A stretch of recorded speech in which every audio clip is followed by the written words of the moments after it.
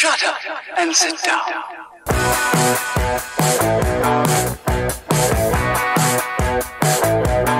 Hey everybody, and welcome to Nersplaining Podcast. I'm your host, Eric Da Silva. With me as always is my co-host, Jose Romero. What up, everybody? What's going on, Eric? How you doing? Oh man, I'm a little bit all right. Only because I'm really excited about what's happened in the past couple of days, nerd-wise, what it means for the bigger picture, and we're recording this Thursday night, which means tomorrow I get to watch Shang-Chi, and we'll do a special video about that. Yeah, I was going to ask you when you're going to finally get a chance to see I'm that. watching it. I'm watching it tomorrow. Yeah, Okay, yeah, so- I'm watching it tomorrow. So we'll by definitely get myself. a spoilerific review on that this Hell, weekend. yeah. Well, And I'm looking forward to calling out your nonsensical, ethical reviews, leaving out spoilers, caring about people's feelings. I'm going to nerve. crap on all of that. We're going to talk major Full spoilers about spoilers, full Abomination spoilers. and Wong and like subtle dick jokes. We're going to talk about all of it. It's going to be in it. It's going to happen. yeah, I can deal with that. All right, good. It's been like 2.5 weeks for me, so it's almost 3 weeks. So I finally get to talk about it, for Christ's sake. Exactly. We're going to go deep. We're going to go deep. That's what I'm Holding saying. it in all this time. Especially that first cutscene, that post-credit scene that you said is really good too. that So was I'm really looking cool. forward to that. Was really good. I just got a text on Peter, who actually just came out of the theater. He put a line in there. I was like, it took me a second. I'm like, oh right, end credit scene. It's a funny thing that happened cool. at the end. So yeah, so excited to talk about that. We'll do that within the next couple of days. We'll have that video out soon. Absolutely. So, but that being said, let's stick to the present. Not a big week in terms of news, events anyway. I know we're going to talk about What If and Titans as In terms usual. of major announcements, yes, but I a think couple small things. especially this week's What If had like tons of stuff that's going to be important for the future. And we're going to get into all exactly. that. We'll talk about that. Like I said, Titans at the end, et cetera, et cetera. Titans at the end, right? But all that being said, it's time for the nuggets, the nerdy nuggets. So let's get What do we to got? it. And we'll start with the Marvel one here. And this is, little required nerd explaining here from your end. And this is, again, from Marvel, where it was reported that, it's been reported for a little while, but I guess now it's coming to fruition, where the werewolf, because I think a character Werewolf by Night. Is that from Moon Knight? Am I wrong? Well, actually, it's the other way around. Moon Knight first appeared okay. in Werewolf by Night. Yeah. Gotcha. So I guess they're doing a Halloween Reverse- special for okay. that's reportedly has been done, and it believes he may appear in Moon Knight. I'm not 100% sure on that, but it seems like he's going to be included in some fashion in the MCU. So that's interesting news. I'm not too familiar with this character, so Eric, please. I love. Okay, so basically, to understand why they had to do Moon Knight, or be Werewolf as Werewolf by Night and that kind of stuff, is because the Comics Code Authority at the time did not let comic books were forbidden from doing like heavy occult things. Like they couldn't do vampires and werewolves and mummies and witches because it's too much. So instead of a witch, you had a Scarlet Witch, or instead of a vampire, you had Morbius, the living vampire. Like just little ways to kind of go between the raindrops. And then around the mid-'70s, they dropped all that. And then Marvel went deep. They did a Tomb of Dracula, which is they made Blade one of his main enemies.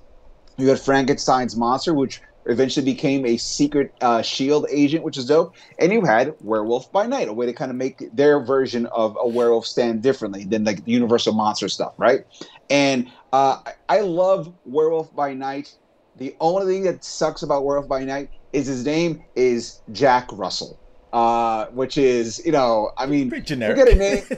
No, it's a terrier. Jack Russell Terrier. It's a dog name. Oh, I didn't even catch that. You're right. Oh, wow. Dude, okay. yeah. So, but out of That's all funny. the dogs you could have named a werewolf after Jack Russell, it's kind of a low. Was Toy Poodle taken? Was that too scary for you?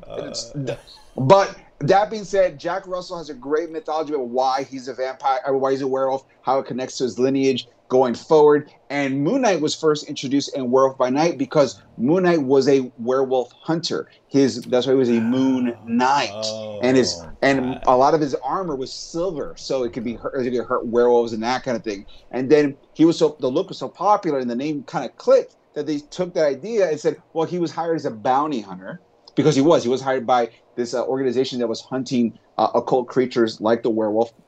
And And so from there, because he's a bounty hunter, he shows that he actually had a personality that was a bounty hunter before, and then they did the Egyptian thing, and boom, you got now the Moon Knight thing. And I think if they're doing this Halloween special, it's only going to be a lead up to the Moon Knight series. It's already in production anyway. So yeah, I mean, it depends. We haven't got any release dates on anything. I assume it's obviously going to be next Halloween. Obviously, I'm not sure when Moon Knight is released on Disney Plus. I think it's going to be 2022. It's going to be definitely next year. So for they'll sure. both be 2022. We'll see what the order is in terms. I assume it's going to be 2022 Halloween, and then I guess after that might be Moon Knight. I don't know. Like I said, they haven't announced it, so wait a minute. Are you telling me we're going to get a Werewolf by Night Halloween special and a Guardians of the Galaxy Christmas special in 2022? Oh yeah, you're right. Yeah. Yeah, you can. I mean, 2022 is looking up, dude. That sounds looking awesome. Up. Yeah, well, there's a lot of stuff coming out in 2022, which I'm sure we'll dive into at a later point. But yeah, so this is interesting. I mean, you mentioned this ties into like Blade and all that to some degree. Tomb of Dracula tied into Blade. Okay. Even Moon Knight. You probably see memes of Moon Knight going into Dracula's castle, going, "Bitch, where's my money?" That kind of stuff. So. I hope that he connects in his series about that, but it was just a way to kind of make their version of the classic monster characters, Marvelized their version, because they don't want to make it too universal because then they got to pay royalties, and these are all like public properties you can tap into as long as yours is different enough. But in terms of like Jack Russell, the character, his legacy, what he's done, I feel like he doesn't get as much love as he deserves. It's a really fun character. He's got a little bit of Ghost Rider, Danny Ketch-ism. He's got a little bit of Gambit in him. Like there's a lot of fun things about like the monster within. You see that kind of stuff, even the Hulk and stuff like that. But it's a werewolf character, and he's fun and he's likable. So I'm looking forward to this. Listen, I dig it. I'm a huge into the monster shit, so why not bring it on? Right? I got to tell you, something different with Marvel anyway. So I'm always welcome to that. So. I'm hoping that Marvel.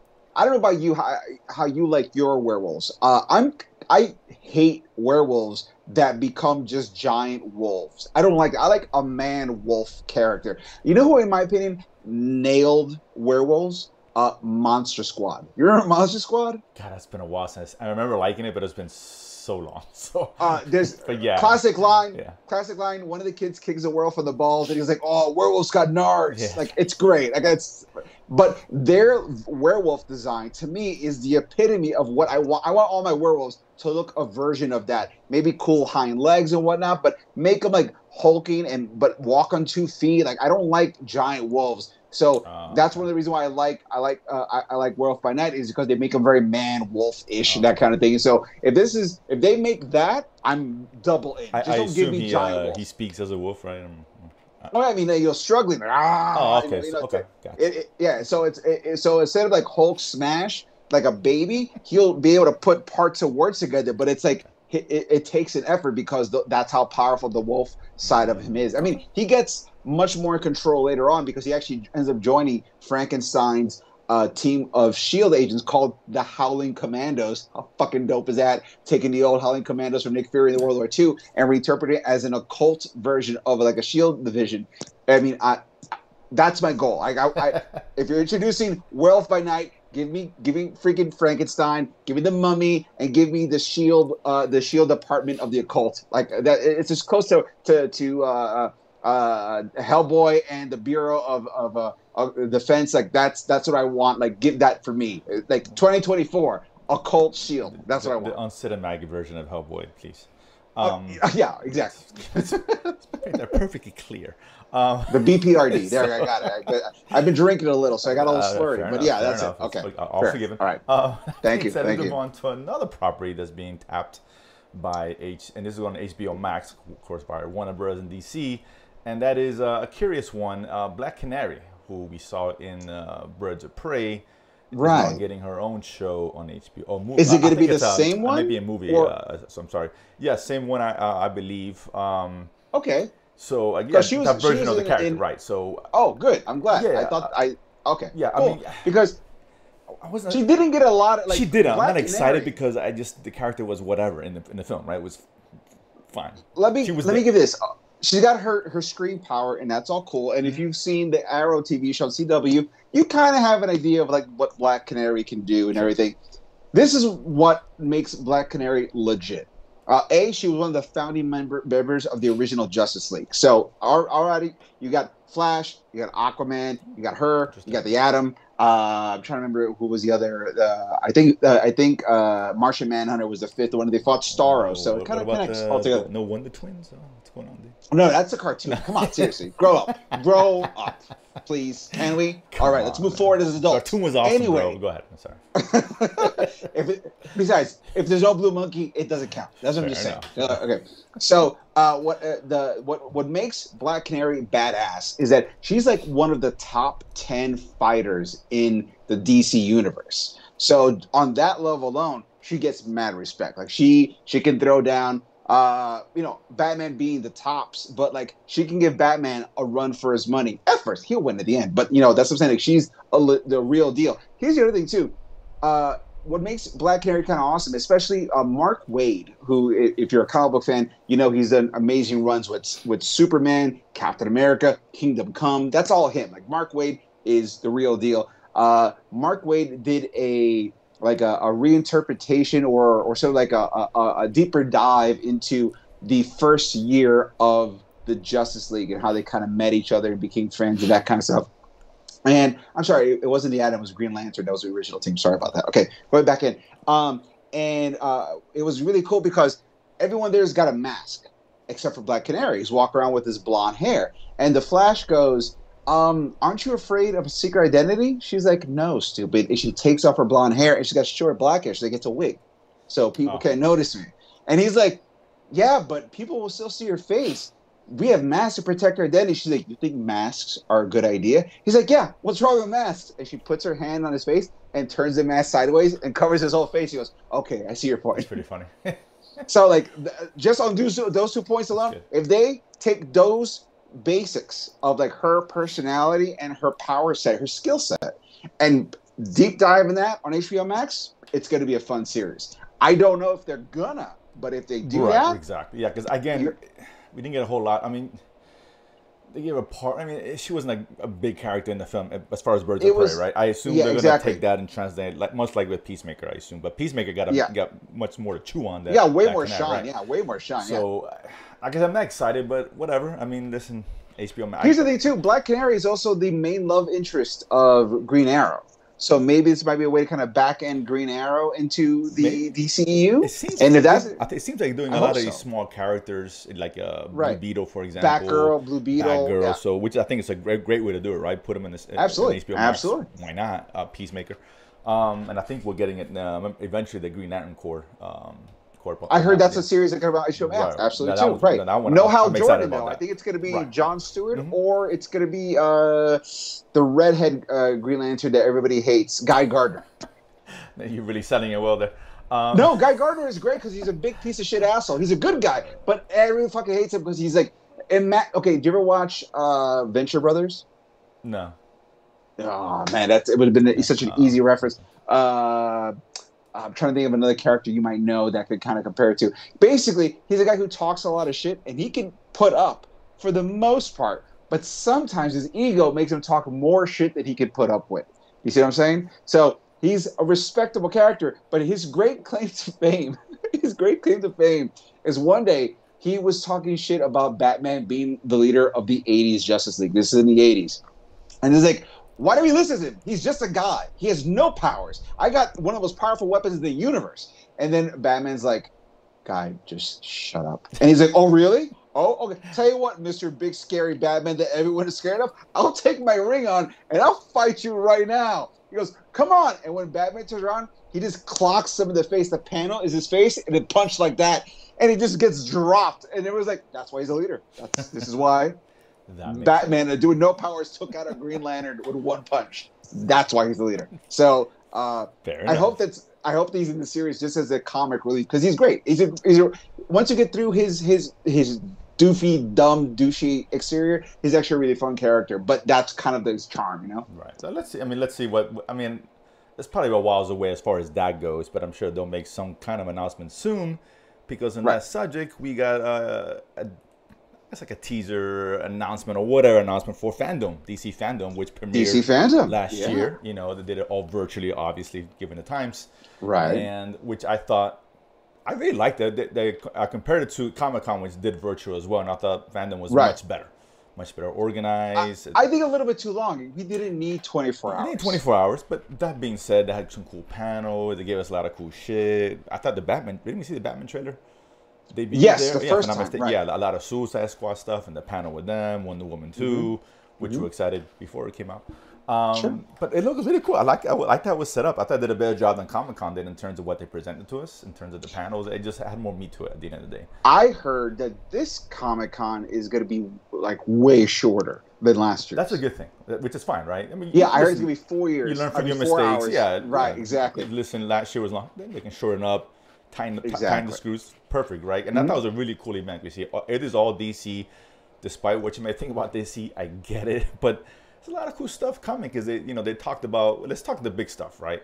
Because obviously we're getting the Batman trailer, the new one. A new one, right? Which is exciting with more footage. Exactly. Absolutely. Which they didn't even show a trailer in a CinemaCon we talked about last week. By the way, I heard there's in the rumors that Warner Brothers is making them do reshoots because they said that it was too dark. I heard scary been thrown around for whatever that's worth, which sounds great to me. I'm a horror guy as it is, and Batman should be lean more towards the scary. So whatever. But again, those screenings really don't mean nothing. Who knows what's true and what's not? But we're getting a trailer that's super exciting. I mean, last year we got a good trailer. Just what is it, 25% filmed? And they made that amazing trailer with that Nirvana song. I hope it keeps that 7 feel because that made the trailer go to another level. Right, you know what I mean? Like I hope I keep that. Yeah. So we're gonna get a good sense of what this movie is gonna be like now off this next trailer. So I'm excited about that. You know, they're gonna talk Shazam, of course. That just finished filming, as did Black Adam. That's filming now, but they can put some stuff together. Which listen, I like Shazam. That was really cool. Black Adam, fun. The Rock.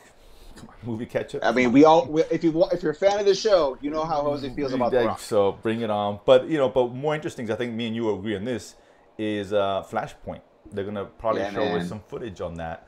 I doubt a trailer, but maybe a trailer. But they're gonna show us something. And come on, listen, this is the one that I think we're both pointing to. Like, this is the one that could really change the game. Will give us something really, really cool. If Batman you can make that Batman trailer with 25% of the movie finished, you by this time. We should get a really cool Flash trailer. And all of them, right? They can do Shazam because they already filmed Shazam, so they can get something on if they wanted to. I don't expect them to. They do great. Maybe they'll show a couple things here and there, pictures, whatever. I'll take anything. It's still a while away, but the Batman's the exciting. And Flashpoint's the one that. One of those two trailers has to hint at Black Adam and Shazam meeting, like either in the Black Adam movie or the Shazam movie. There's got to be like just the insinuation that there's another one there. At this point, you got it because the tension's out there. But that'd be a cool thing to kind of keep on the wraps. I think to see maybe in credit scene or something in there that cross paths or whatever. That would be kind of cool to see. I doubt they'll keep that on the wraps for long, but. Whatever. If they do, kudos to them. If that's the case, I don't know. Somebody pre-leaked the trailer, so they have to put it out like they did Spider-Man. Somebody get on it quick. If you don't need your job, just put it out there, man. Help us out. And you will have my complete eternal thank that is worth to nothing. We're gonna get a lot of TV stuff, which is fine, I guess. Sure. Whatever. Which is but again, if you're right, keep it short, concise, give us some cool footage, couple cool panels, just let it rip, and let's make 4 hours. If that's true, I think that's perfect. I mean, that's exactly what you need for a for a virtual. Anything longer than that, you're really just sort of like pushing the limit of like attention. Yeah, right. Like I said, I think they're going for the goal last year. I get it. It was the first time this had been done. Right. To this, so there's going to be hiccups along the way. No one was really ready for COVID and what. If there is a panel or supplemental trailer for Doom Patrol, they are talking Doom Patrol. I saw the poster that the Robot Man is there, so I was like, "This is looking cool." They're going to talk Doom Patrol, talking Titans, something about Supergirl. Well, nobody needs to talk Titans. You can just say Titans. They're going to talk about something that Super Pets thing, whatever. I'm more interested in that, which is interesting. So a lot of stuff going to happen. I think that comes in October. So and Aquaman 2. Aquaman 2. Don't sleep on Aquaman 2. We'll guarantee we're going to get some footage of Aquaman 2. Hell yeah! So it's a lot of good stuff in there, So. why not? And just the Batman alone makes it worth it. As far as I'm concerned, that trailer hits, we're all gonna be geeked out. The orgasms go low everywhere. You know how that's gonna go. Sure. You're gonna watch that trailer 25 times if you watch the Spider-Man trailer like 18. Oh, you're damn right I will. Exactly. You're damn right I will. Exactly. So, that being said, those are the nuggets that we have for today. Not a lot of stuff, but some good stuff. But that being said, gives us more time to talk about what if, of course, the 4th episode dropping this past yesterday, obviously, and an episode which was very it was all Doctor Strange. It's not Doctor Strange centric. It was about Doctor Strange practically, and it was literally Strange on Strange. It was Strange on Strange, exactly. Multiple Stranges. So this is one where I really like this one, man. I like this a lot. This might have been the best episode, to be honest with you. I agree. Yeah. First of all, let's just say bravo to What If, making every episode feel completely different than the episode before. Like in terms of tone, like you went from like super straightforward and like poppy Captain Carter to like way joyous optimism with Star-Lord T'Challa to like conspiracy dark with the not Ant-Man but the Yellow Jacket mystery kind of whodunit mystery, and then super dark. Yeah, this Doctor was Strange episode. Dark. I mean, this touching obviously the themes of loss and the power of corruption and all that stuff, and obsession I love and right. Yeah. First of all, this episode I feel is doing a lot to prep you for Doctor Strange and the Multiverse of Madness, because just on powers alone, they are reestablishing all the color powers you've seen in everything in the Marvel Universe. So you saw the orange, yellow, almost like fiery power that wizards have. You see the gold aspects where when he's idealizing his girlfriend, which is really the cosmic power. That's how you see the Eternals, and you see the Eternals and the Celestials have that very golden, bright power. You see the red power, which is the reality power, and also hex power that Scarlet Witch has. So it connects to the Reality Stone and chaos magic. And then you see the purple power, which is the power that Agatha Harkness had, and the power that Dormammu had. So you see as Strange becomes more and more corrupted, depending on the spell he's using, the colors are showing you where that magic is coming from. Red, purple, orange. And I was like, just on that alone, I was like, this is cool. I love it's so simple, but once you start realizing what they're doing, those cues just pop at you. And you're like, oh, that's really cool. It doesn't make, like, they could have just done any color, it would have been fine. But the fact that they really hammered in, like, notice what he's doing versus the power colors that he's having to access to pull those things off was just such a cool continuity touch that I was like, this is I'm all in on just all that. I was bravo. That was excellent. I love the design of Strange slowly being corrupted as he absorbed other magical entities to up his power level. It looked scary. It looked cool. Some of these creatures were almost like edgy Pokemons. But I was up for all of it. I love that skull dude with the moose horns. I was man, I want to. That was cool. Yeah. I want to see a whole dimension of those dudes. That looked awesome. Like, it was such a cool. I love the fact that they even did a callback to the tentacle monster for Captain Carter. I was about to say the same thing, right? That we got that back. Oh, because there's a name for that, isn't there? I don't know, it or whatever. It's called an endless one, or a timeless one, or an elder god, or the many angled ones, which is one of the main words that Marvel uses for the gods that exist outside of dimensions, in between spaces. They're called the many angled ones, and. Maybe that was Shumagura? So maybe it was the Captain Carter? It wasn't Jack Russell then. No, it was not Jack Russell. It was Captain Calamari. Very subtle. Very subtle. Yeah, you don't know. It's Calamari. But that was a cool call. When I saw it, I was like, oh shit, we saw that. Yeah, you're right, Captain Carter. And the fun. I heard that this Doctor Strange, obviously from other trailers they've had for What If, they've shown that Captain Carter will meet up with this Strange. Like, they will either she will save him or she'll bump into him in the course of whatever new adventure she's going to go on for the back end of the series. There's a rumor that this Dark Strange, or they call Supreme Strange. I like to call him Sad Strange. I don't think he's Supreme. They call it's Sad Strange. It's funny because the picture Strange. I'm using, you can see it, has got a very sad face to it. So great timing. My daughter, I told my daughter, I heard that the sad Doctor Strange is going to show up in the next Doctor Strange movie. And my daughter's like, that's going to be a lot of eyeliner, Dad. I'm like, yeah, you're absolutely right, sweetie. It is some real emo shit they're going to pull off with this dude. But sure. But the costume redesign to reflect how evil he is was dope. I love little touches like, sure, he would look like an emo kid, like he was part of a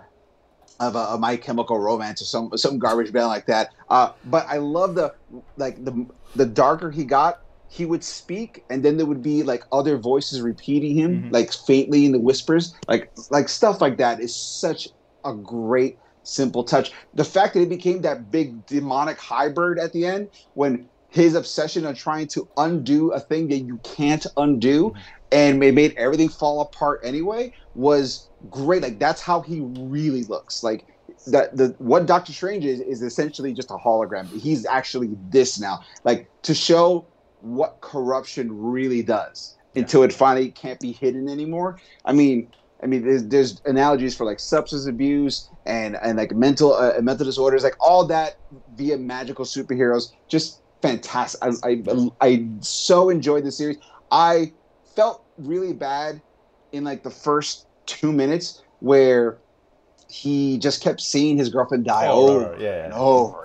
Like, you could understand why he would become that obsessed, because you don't know how many times he went through that in every other aspect. It made me feel a little bit like that scene from Groundhog's Day when he's trying to save the homeless dude. Oh, right, yeah. I'm getting the right, you remember? Yeah, exactly. CPR. All that. Now, here's a little fault I found in the logic. What if, instead of going back to the day that the night that she died, what if he went back a month and broke up with her?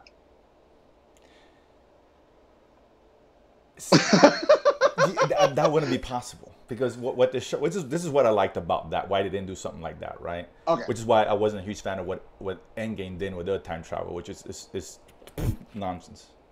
The movie's good. It's not nonsense. It's nonsense because it's fractured reality, because different timelines, right? It's not, but because I don't even want to. Let's not even get into it. That's a whole. I actually thought about this, and I'm gonna say why it's not nonsense. Time travel works differently for two reasons. A, Pym particles are science-based, so when they're going back in time and changing an aspect of it, it would create branch timelines, because you can't go back in time to steal a thing that if you stole it, you would have no reason to go back in time in the first place. So you create a paradox. So it has to create branch timelines while your timeline is still consistent. Number two, magical going back in time travel works on a quantum leap basis, where you're actually going back into another person's body. It's your own personal timeline. So it makes perfect sense. Science creates branches, magic creates in-person timeline shifting. Yeah, that dog's not hunting. But like I said, that's a different discussion. That's because your dog doesn't like you. Your dog doesn't understand what's going on. But it's not my how it dog works. totally gets it. What this did was, my dog's my account. The paradox. That's what time travel is about. At the end of the day, it's all paradoxes.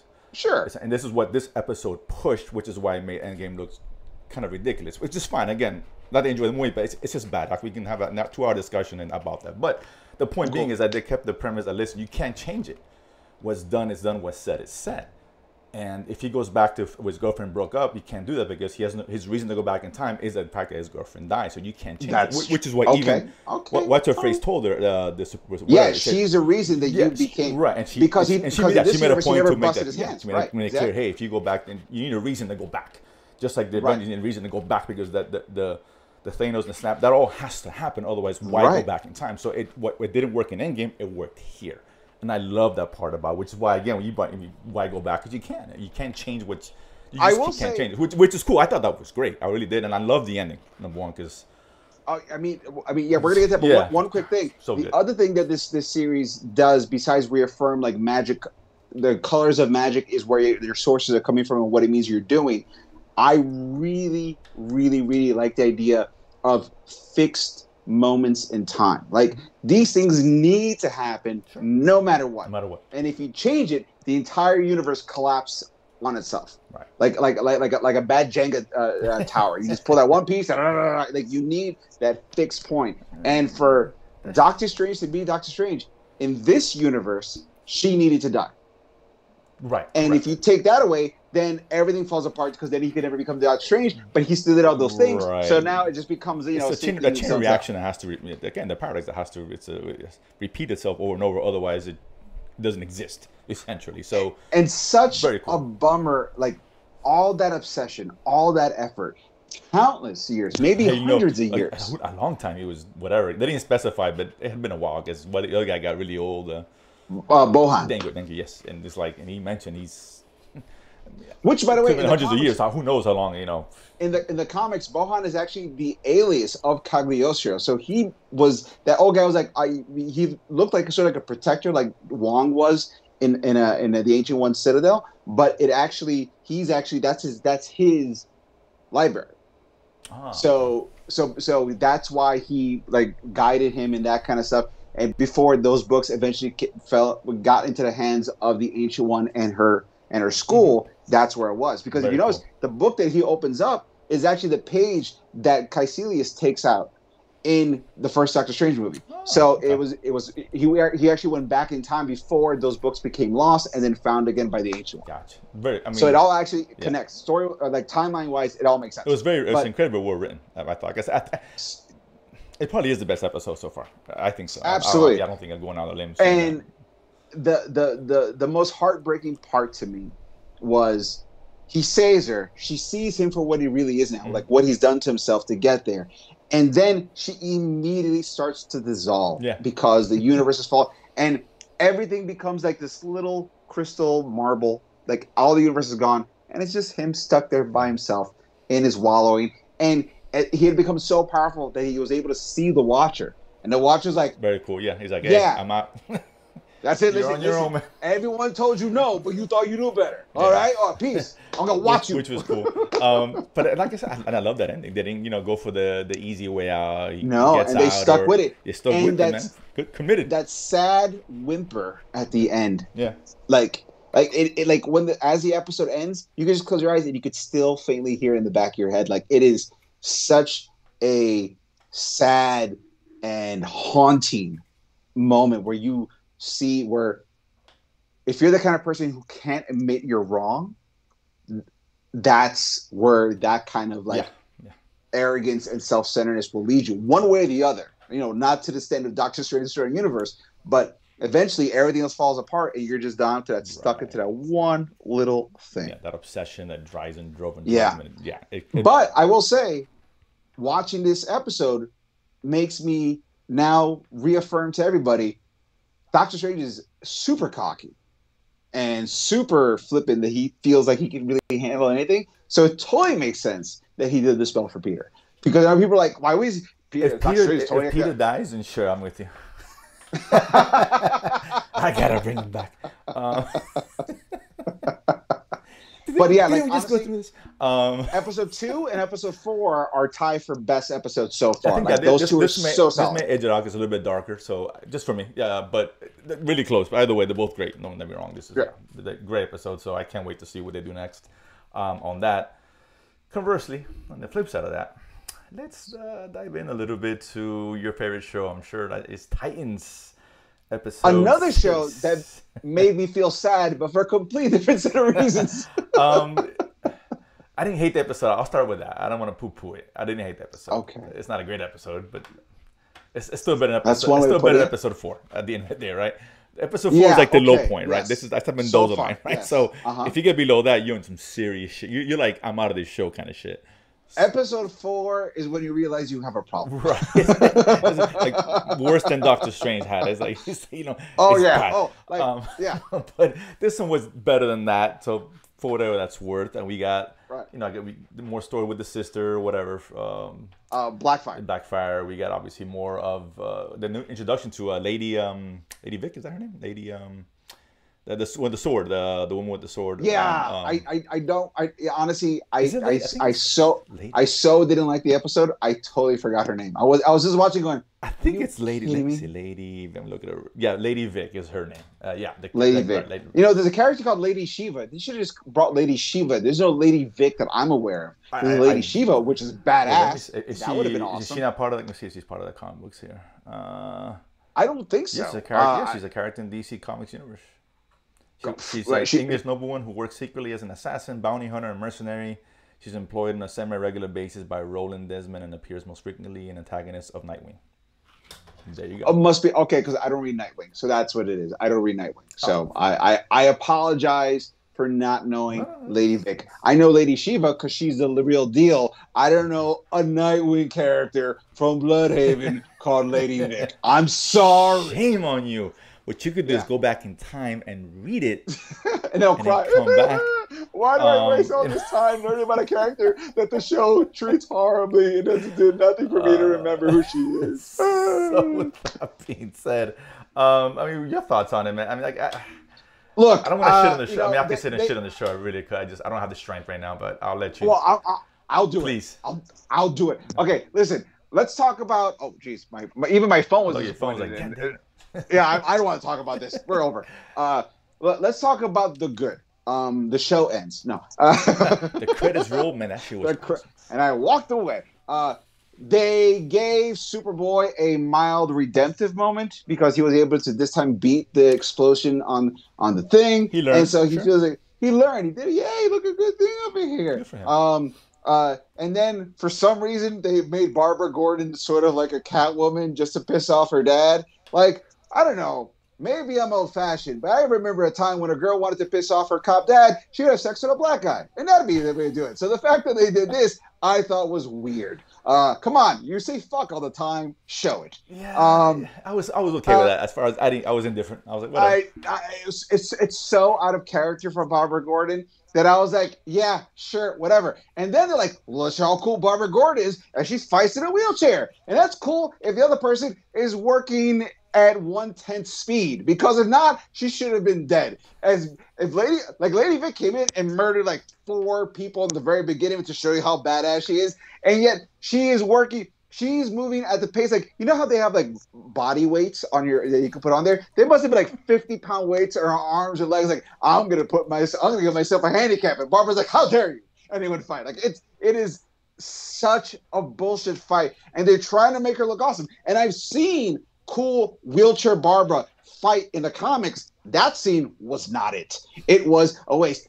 They keep trying to show how angry Beast Boy is getting. And by the way, let's just call this out already. It's season 3. Make him turn into something else instead of a fucking tiger every time. He's Beast Boy, not Tony the Tiger. We thought give us some. Yeah, he was getting his due in the first 3 episodes. Now all of a sudden he's back to the Beast Boy we've all known and grown to hate. At the end of season 1, he turned into a snake. I'm like, oh, cool, another animal. And then they just stopped. Nope, all tiger. That's it. Don't even try it. We have CG to make Trigon at the end of season 1. But you know what we're gonna make Beast Boy do? A tiger again. Just no. Get a chimpanzee and spray paint him green. Do something. You gotta trim budget, man. Someone's listening. Beast Boy, he's the odd man out there. What am I tell you? It is. I get it. He's not a good character anyway. So let's be real. And then the biggest problem I have with the show all the time is that they're trying to show that the Titans live in a world, right? And almost every other episode, they're the only people in a room at any given time. So the population has been decimated by Thanos, and he's brought it down by 50%, and the other 25% that survived refused to go into work that day. Like, it makes no sense. It is a skeleton crew across the globe. Like, it makes me mad. Like, how is it that CW makes you feel like you're more in a world than a show on HBO Max? Doom Patrol makes you feel like it's more of a world. They've had townspeople following them angrily, like, you fucking destroyed our town, and they can't bring 10 people together like an assault. Like, it is so, it makes me so angry. So that show makes me feel sad, but not the kind of sad that was good, like Doctor Strange. It makes me feel sad, like I don't deserve this. I made a lot of mistakes in my life. I'm not saying I'm perfect. Maybe you do. I don't deserve. I deserve a lot of things. I don't deserve this. Okay, fine. I don't think anybody does. Okay, there you go. That's fair. That's a first thing. Okay, that's my yeah. It's I don't know. It's a frustrating, but it's always been like that. I mean, this is why I've never been so on board with the show, and those 3 episodes really tease us. It really did. It makes me so mad that I was fooled. I was bamboozled. I was led astray. Yeah. Those 3 episodes, I was like, oh man, this show's finally turning a corner. Nope. It's same old, and it's okay. It's not. I'm not gonna go as far as say it's terrible. It's not. It's just, it does really bad stuff. Yeah. But at times it does okay. It's very uneven. It's inconsistent. That's what the show is, and it's fine. But it's just not. You know, if I just kind of try to read the market on people. I say, we want something cool. Watch Doom Patrol. Yeah, and there's other much cooler superhero shows, The Boys, Umbrella Academy, and you could watch and just get a lot more out of than this. Ultimately, you're absolutely right. It's fine. It's whatever. It's okay. This is a hot dog. It gets the job done when you're hungry, but it's not a great meal. It's basically what it is. It really. I was talking to a friend of mine the other day, and he's like, "Hey man, how was your day so far?" And I said, "Well, I watched the Titans today," and he's like, "Why?" And I said, because I do a podcast and a show on YouTube, so I have to. He's like, oh, if you watch Bad Batch, you might as well watch this. You know, Bad Batch is so much better. Wow, it is so. I'm not sure I'll go that far. If you Omega, dude, that's. I mean, it's better than everything Titans. Like, you want to make Bad Batch look awesome? Put it back to back with Titans. You're gonna be like, oh man, Bad Batch. I forgot. I didn't realize how good Bad Batch is. The storytelling. It's really good. Yeah, I watch it. Like, I do the first before I do some work. I take a little break and watch the show like really early in the morning. Sure. So that way I have the rest of the day to kind of. It's either I can get it cleanse the palate eventually, or I'm hoping if it's fantastic, it's gonna make my day. So it's almost like a no lose situation at the end of the day. Right. But that's the best way to watch the show. You don't watch it at the end when you're gonna sleep, because then you're not gonna sleep. I watch it in the morning too. Like, I put it on. That's the best way. That's the best way to do it. And you know what it is? I actually put it on right before I start working out because it makes me angry, and I actually work out with fervor as I watch. I'm like, you son of a yeah. It is like I'm doing squats and just hate watching. It is ridiculous. Yeah. So listen, I expect it to get better. Maybe it does, and we'll be shocked. Maybe expectations get so low that eventually an episode's gonna blow us away. I don't know. You know what? You're right, because if they hit that 3-episode stride like they did in the beginning of it, I'm like, where was this the whole time? Well, listen, like we said, if it ends like that, I'm fine. It's a success. It'll barely be worth it if it ends. If it ends like that, it'll barely be worth it. If it ends like that, the last 3 are like, oh my god! Again, I don't know how long this is, but dude, look in this episode.